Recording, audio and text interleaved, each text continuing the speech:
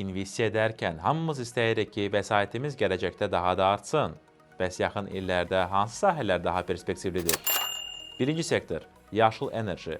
Bərpa olunan enerji, xüsusilə günəş və külək enerjisi sürətlə inkişaf edir.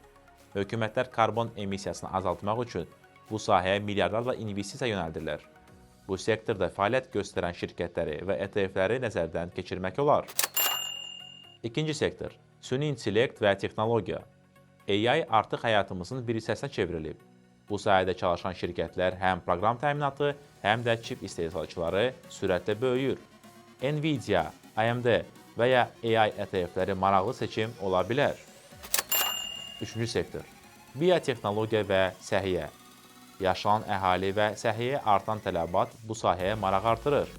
Xüsusilə gen terapiyası, rəqəmsal səhiyyə və dərman texnologiyası sayəsində fəaliyyət göstərən şirkətlər gələcəkdə böyük dəyər qazana bilərlər. Dördüncü istiqamət – kiber təhlükəsizlik. İnformasiya dövründə data təhlükəsizliyi prioritetdir. Bu sahədə çalışan şirkətlərin xidmətlərini tələbat artmaqda davam edir. Yekun olaraq, texnologiya, enerji, səhiyyə və təhlükəsizlik. Bunlar yaxın illərdə izləməyə dəyər olan əsas istiqamətlərdir. Əgər bu sahələrdən hansısa sizin də diqqətinizi çəkibsə, rəy bölməsində yazın, birlikdə araşdıraq.